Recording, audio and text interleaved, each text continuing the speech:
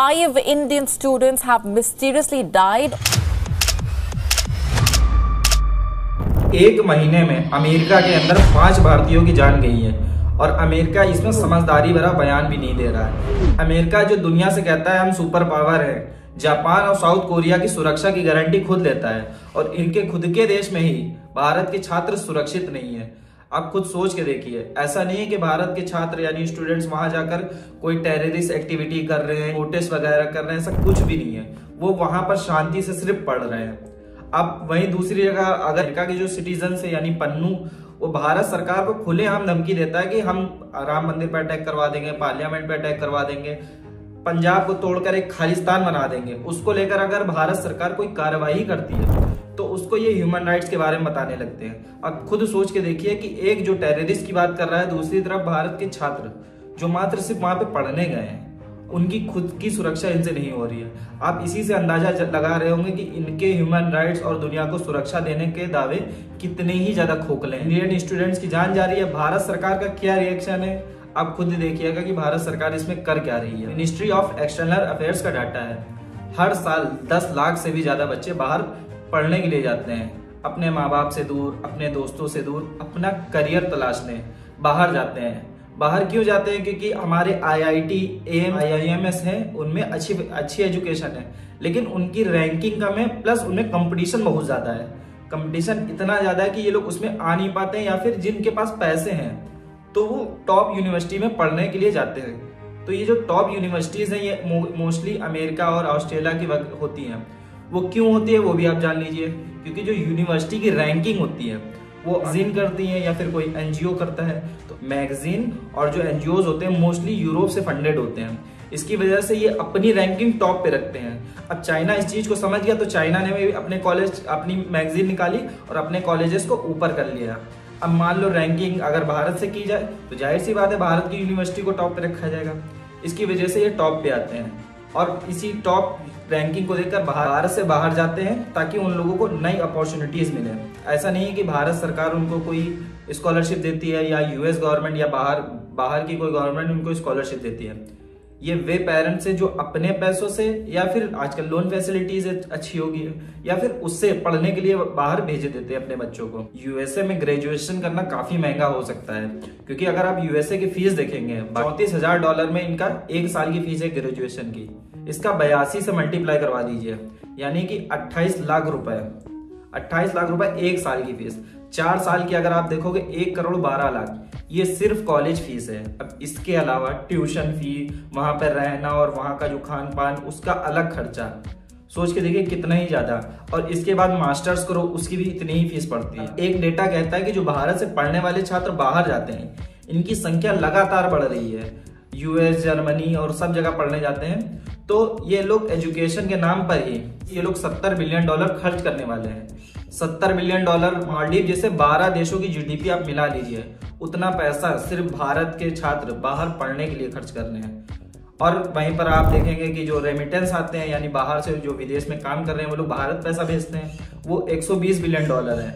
उसको देखकर तो पूरे भारत के लोग खुश होते हैं कि हम लोग रेमिटेंस में टॉप पे हैं, लेकिन दूसरी जगह ये पैसा बाहर खर्च किया जा रहा है। और वहां पर फैसिलिटीज के नाम पर ऐसा नहीं कि वहां पर इन लोगों को बहुत सिक्योरिटी मिल रही है। आप देखेंगे 2018 से लेकर अभी तक 400 से भी ज्यादा मौतें भारतीयों की हो चुकी हैं और सबसे ज्यादा मौतें कनाडा में हुई है। सोचिए, कनाडा में 91 सिर्फ भारतीय छात्रों की मौत हुई है। 91।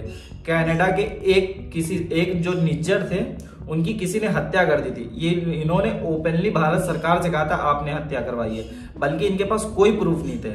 एक यूरोपियंस जो अपने नागरिक को लेकर इतना ज्यादा सीरियस रहते हैं और एक हमारे स्टूडेंट्स जिनकी जान जा रही है। Shreyas Banerjee London school of business में पढ़ते हैं और वहां पर ये काफी दिनों से दिखाई नहीं दे रहे थे, मिसिंग थे। तो इनके पेरेंट्स फोन करते हैं। अब जब वहां पर कॉल लगाई जाती है, यानी कि जो इंडियन एम्बेसी US के अंदर है वो पता लगाती है, कैंपस वाले ढूंढते हैं, तो इनकी लाश वहीं कैंपस में मिलती है। अब जब यूनिवर्सिटी वालों से पूछा जाता है कि इनकी मृत्यु कैसे हुई, तो अभी तक कुछ नहीं पता चला है कि उनकी मृत्यु कैसे हुई। इंडियन एम्बेसी वहां पर है, भारत सरकार ने क्या किया है? भारत सरकार ने दुख जताया है, भारत सरकार ने बोला है अपनी तरफ फॉर्मेलिटी निभाई है कि हम लोग यूनिवर्सिटी के टच में हैं, हम लोग पेरेंट्स के टच में हैं। अब दूसरी घटना जो होती है पर्ड्यू यूनिवर्सिटी की होती है। ये नील आचार्य होते हैं, ये काफ़ी अच्छे स्टूडेंट होते हैं और 2022 में यूएस गए होते हैं। ये अपना फ़ोन नहीं उठा रहे थे, तो 28 जनवरी को इनकी माताजी, नील आचार्य की माताजी ने ट्वीट करके बताया कि नील आचार्य जो है वो फ़ोन नहीं उठा रहे हैं। अब जब फ़ोन नहीं उठा रहे तो उनको पता किया कि कहाँ है, तो उनके साथ भी सेम हुआ, कॉलेज कैंपस में ये मृत पाए गए। अब वहाँ पर इनकी डेड बॉडी मिली। अब वहाँ के भी कॉलेज वाले से पूछा गया कि क्या हुआ है, उन लोगों ने भी सेम बताया कि कोई अज्ञात मौत हुई है, अभी कुछ विक्टिम नहीं पाया गया है। तो इंडियन एम्बेसी ने क्या किया है, इंडियन एम्बेसी ने ये किया है कि हम कॉलेज वालों से बात कर रहे हैं और हम फैमिली के टच में हैं। इसी पर्ड्यू यूनिवर्सिटी में एक और कांड हुआ था पिछले साल एक मनीष छेदा नाम के व्यक्ति होते हैं जो अपने कोरियन रूममेट के साथ इसी यूनिवर्सिटी में रहते हैं। तो उनके साथ कोई विवाद हो गया था, तो उसी ने इनकी हत्या कर दी थी। ये दूसरी घटना। इसी यूनिवर्सिटी में एक और घटना हुई थी। इसमें एक समीर नाम के व्यक्ति होते हैं, तो इनकी ये भी मिस हो गए होते हैं, तो इनकी डेड बॉडी मिलती है। तो डेड बॉडी जब मिलती है तो पुलिस वाले छानबीन करती है, तो इनके सर पर गोली लगी होती है। तो जब इनसे पूछा जाता है, यानी भारत सरकार ने पूछा कि इनकी मृत्यु कैसे हुई, तो ये रिपोर्ट में सजेस्ट करते हैं कि इन्होंने सुसाइड कर लिया है, एक बच्चे ने यूनिवर्सिटी में सुसाइड कर लिया है। खैर चलो, ये बात होगी। फिर इंडियन एम्बेसी ने फिर वही किया कि हम बात कर रहे हैं यूनिवर्सिटी वालों से। सोचिए, एक यूनिवर्सिटी में 3 छात्रों की जान गई है। ये अकुल धवन होते हैं, ये इलिनस यूनिवर्सिटी में पढ़ते हैं। इनकी भी डेड बॉडी कॉलेज कैंपस के बाहर पाई गई। अब ये कॉलेज कैंपस के बाहर क्या कर रहे थे इसका नहीं पता है। वहां के जो गवर्नमेंट ऑफिशियल्स यानी पुलिस वालों ने बताया है कि इनकी जो मौत हुई है वो सर्दी की वजह से हुई है। अब खुद ही सोचिए कि किस तरह से ये लोग सिर्फ फॉर्मेलिटी निभा रहे हैं, कि अभी इन लोगों के पास कोई प्रूफ नहीं है। इन लोगों ने ये भी नहीं बताया कि वहाँ रैगिंग हुई, क्या हुई, कुछ नहीं। और इन लोगों से सीसीटीवी फुटेज मांगनी चाहिए तो सच्चाई बाहर आएगी। और फिर 2 व्यक्ति होते हैं, निकेश और दिनेश, उनकी भी दोनों की डेड बॉडी मिलती है। बाद पुलिस वालों से पूछताछ की जाती है, यानी रिपोर्ट में निकलता है कि गैस की वजह से इनकी मृत्यु हो गई है। लगातार ये मृत्यु बढ़ती चली जा रही है। अब खुद ही सोचिए, इनमें से एक की भी जान इन लोगों को नहीं पता है कैसे गई है। और इनके यहाँ की मेंटेलिटी ही ऐसी हो गई है कि इंडियंस को देखकर या फिर काले लोगों को देखकर इनके दिमाग सर फिर जाता है, ऐसा समझो, या फिर जल जाते हैं, कुछ भी कह सकते हो आप लोग। अब एक होते हैं हरियाणा के विवेक सैनी, वहां पर हरियाणा से गए हुए होते हैं, वहां पढ़ाई कर रहे होते हैं। तो ये एक स्टोर में वर्क करते हैं। स्टोर में रात के टाइम एक व्यक्ति आता है जिसके पास खुद का घर नहीं होता है, तो वहां सर्द पड़ रही होती है, तो उनको अपने स्टोर में बुला लेते हैं, उनको खाना देते हैं, यानी कि जिस पर्सन के पास घर नहीं था उसको खाना देते हैं और उसको रहने के लिए वही जगह दे देते हैं। अब उसी सरफिने ने हथौड़े से इनके सर पर 50 बार अटैक किया। सोचिए कि इन्होंने, जिस व्यक्ति ने इनको खाना खिलाया उसी व्यक्ति की इन्होंने उठाकर हत्या कर दी। और ऐसा नहीं है, इस चीज पे इन लोगों को अफसोस होता है। अब ये तो कैमरे में आ गए, तो इस वजह से गिरफ्तार कर लिया गया है। अगर कैमरे में नहीं आते तो गिरफ्तार भी ना किया जाता, ऐसे पता चलता कि किसी ने किया होगा, हमसे क्या मतलब। इन लोगों का एक तो ये सीन रहता है कि मेंटेलिटी बहुत ज्यादा अलग हो रही है यूएस वालों की। अब एक होती है जानवी, अब वो रोड क्रॉस कर रही होती है, तो पुलिस वाले इनको गाड़ी से हिट कर देते हैं, तो जानवी गिर जाती है रोड पर। और पुलिस वालों की आप खुद ही क्लिप देखिए कि वो लोग क्या बात कर रहे हैं।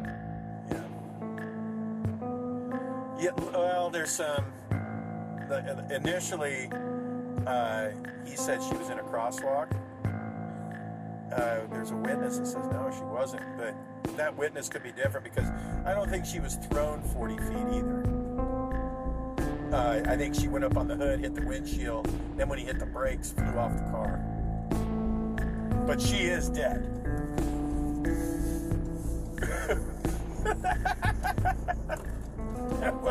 $11,000. She was 26 anyway. सोचिए, एक लड़की को हिट करने के बाद ये लोग हंस रहे थे।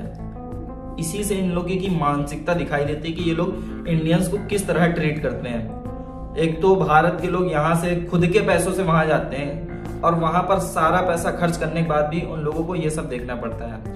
वहीं अगर यूएस और कहीं से भी लोग आते हैं, भारत अगर आते हैं घूमने, तो भारत के लोग उन लोगों से पैसे तक नहीं लेते खाने के। इस तरह भारत के लोगों का संस्कार है कि वहां के लोगों का ऐसा ये लोग रिस्पेक्ट देते हैं। लेकिन वहां के लोग क्या करते हैं बदले में, आप खुद ही देख लीजिए कि ये सब कर रहे हैं यूएसए में। अब ऐसा भी नहीं है कि यूएसए में अपॉर्चुनिटीज बहुत ज्यादा है। यूएसए में अगर आप देखोगे, इनके खुद के देश में 4 से 5% बेरोजगारी दर है। अब इनके खुद के देश में जॉब्स नहीं है तो इंडियंस को कैसे जॉब दे पाएंगे। और मान लो अगर कोई भारत से गए हुए छात्र हैं, मान लो बहुत ज्यादा टैलेंटेड है, लोग वहाँ पे सिलेक्शन हो जाता है, किसी तरह आगे बढ़ जाते हैं। यहाँ के लोगों को लगता होगा पैसे आने से ये लोग रिस्पेक्ट करेंगे, ऐसा कुछ भी नहीं है। जैसे कि विवेक रामास्वामी तो इंडियन ओरिजिन थे, एक व्यक्ति जो वाइस प्रेसिडेंट के लिए इलेक्शन लड़ रहा है उसका भी ये लोग मजाक उड़ाते हैं।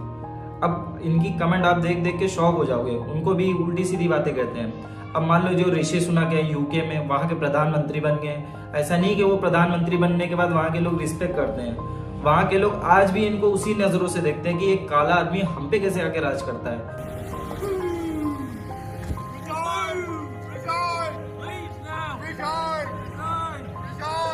सोचिए इन लोगों की मानसिकता, आज हम लोग जो बोलते हैं कि हम लोग इतने ज्यादा आगे आ गए, इतने ज्यादा मतलब एडवांस हो गए, ये लोगों की मानसिकता आज भी वहीं रुकी हुई है।